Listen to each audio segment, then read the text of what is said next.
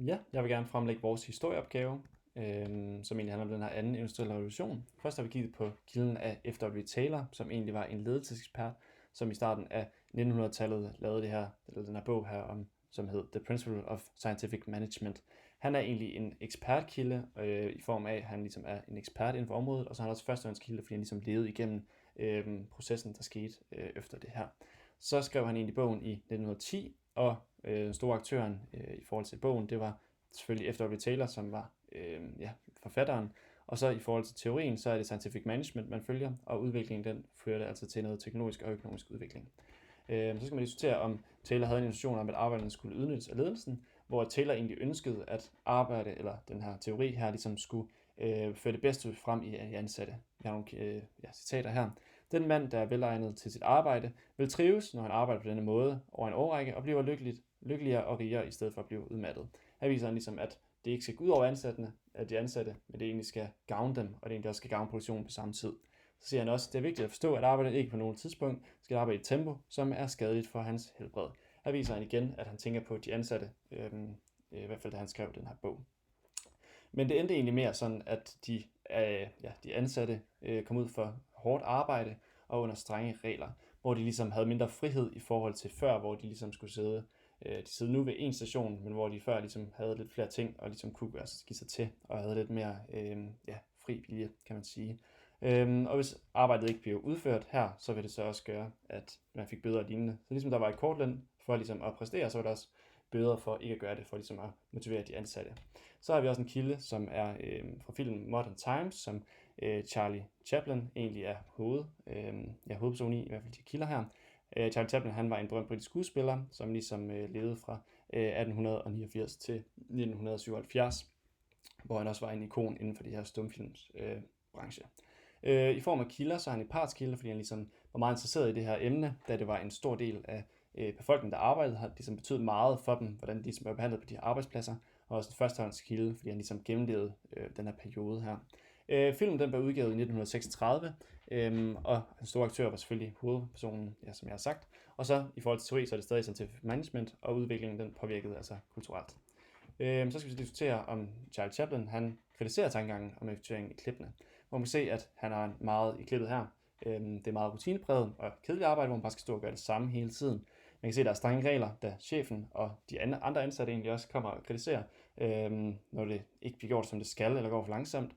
Og det skaber egentlig også noget mistrivsel på fabrikkerne, fordi at de andre ansatte ligesom bliver sure på ham, Chaplin her, fordi at han er langsom, og det ligesom påvirker deres kortløn. Så kortlønnen, det her med, at de får 30-100% ekstra i forhold til simpelthen løn, det påvirker altså forholdet på arbejdspladsen, det bliver med et konkurrencemæssigt, eller der er mere konkurrence i fokus i hvert fald på arbejdspladsen. Så har vi så også, hvordan han ligesom illustrerer, hvad konsekvenserne ved den her kedelige arbejdsplads er, hvor han går ud og smadrer offentlig ejendom, han egentlig også ruller rundt i tandhjulene, og egentlig generelt også bare smadrer produktionen, så ligesom har nogle bivirkninger ved, at man ligesom gør det her kedelige arbejde. Så man kan se her, hvor han bliver ligesom udsat for den her serveringsanordning, hvor han kritiserer måden på, hvor han Taylor tilstræber, at man ligesom undersøger og udfører studier på det her, på de her medarbejdere.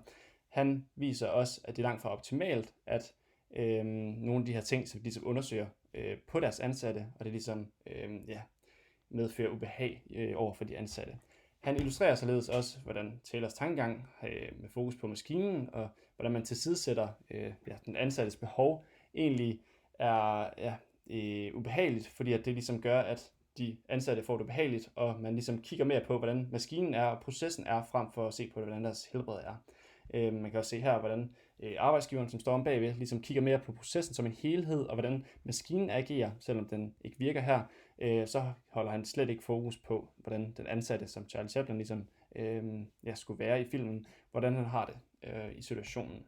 Så har vi så skulle diskutere i grupper, om der er nogle aspekter, hvor det stadig er stresset samfundet, som bevist af Chaplin. Så har vi så lavet, hvor vi har lavet argumenter for, og nogle argumenter mod, at det stadig er et stresset samfund, hvor vi så delt op i underemner i form af skolen og på arbejdsmarkedet. På skolen så har vi det her med, at der stadig er test, altså argument for det er stresset, stadig er test, eksamener og resultater, som ligesom er i fokus frem for almen dannelse og menneskelige attributter. Det kan tydeligt ses med for eksempel nationale test i folkeskolen.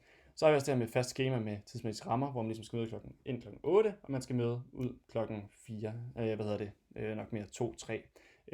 på vores skole, hvor man ligesom får fravær, hvis man ikke møder ind, og ligesom bliver straffet for det. Så er der også det her med, at der er øget fokus i populationen, ligesom med det her konkurrencekultur, hvor man ligesom skal være den bedste, og man ligesom skal blive belønnet, og man også bliver belønnet derefter. Et eksempel på det her kunne være på sociale medier, hvor piger ligesom hele tiden skal se godt ud, og ligesom får likes i en belønning for det, hvilket egentlig også kan ses i hans teori om, hvordan man skal belønnes for godt arbejde. Og så er vi også på arbejdsmarkedet, hvor der stadig er de her rutinemæssige opgaver, som kontorarbejde, supermarked osv., hvor man ligesom gør det samme, bip, og ligesom gør det samme hele tiden, og ikke ændrer særlig meget. Så har vi også nogle argumenter for, at det ikke er så stresset, hvor vi i skolen har lange og hyppige pauser, man kan blandt andet se fra kl. 9.05 til 9.25, og så er der egentlig også 5-10 minutters pause mellem modulerne. Så har vi også implementering af mindre faglige aktiviteter, som idrætsdage, som vi har haft, klassens time osv. Så har vi også på arbejdsmarkedet, hvor der er stort udvalg af arbejdsmuligheder, som har mere frie rammer. Eksempel kunne være ejendomsmægler, matematikøkonom og ingeniør, hvor man ligesom selv bestemmer, hvordan man vil gøre det. Der er selvfølgelig stadig ting, man skal nå, men man har ligesom mere frihed under arbejdet. Så skal vi så prioritere vores moderne produktionsforhold i henholdsvis Vesten og Asien. Vi har delt op her med nogle pointer, hvordan det er i Asien og hvordan det er i Vesten. Hvor at i Asien så skal man ligesom overlade på fabrikkerne, i hvert fald nogle af de her Apple-produktionsfaciliteter, hvilket sammenlignes som forholdene under industrialiseringen i Japan, hvor de her piger ligesom blev sendt ud på kontrakt af deres fædre, og så skulle de så bo på fabrikkerne eller tæt ved fabrikkerne, og ligesom ikke rigtig måtte forlade fabrikkerne. Det må de godt nu, men man kan godt sammenligne det, fordi det er nogenlunde, selvfølgelig ikke lige så ekstreme, men nogenlunde samme omstændigheder, de er ude for. Deres arbejdsdag er selvfølgelig lange i forhold til dem i Vesten, og så har de også det her med, at deres arbejde er generelt bare beskrevet som kedeligt og trættende. Hvor at en ansat ligesom vil gøre det samme gang på gang, indtil dagen er slut, og det kan være ting som bare at skrue søm i. Så er der også det her med, at overarbejde ligesom ikke bliver sagt, at de skal gøre det, men det er ligesom forventet, at man laver overarbejde. Og der er også flere sager om børnearbejde, og forholdene på de her faciliteter, hvor de sover, de egentlig også er ringe. Så er vi så i produktionen i Vesten, hvor det er meget gået væk fra det her, hvor at man har rutinepræget arbejde, det bliver lavet mere af robotter, mere og mere selvfølgelig med tiden går, og så har vi nogle kortere dage, og så har vi egentlig også mindre arbejdsdage, så man ligesom kan komme hjem til familien i større grad. Og så har vi også det her med, at overarbejde er stærkt reguleret, hvor at nogle steder får man dobbeltløn, hvis man overarbejder, andre steder afhængig af fagforening, så må man bare ikke arbejde længere fremme i måneden. Det er simpelthen bare ulovligt.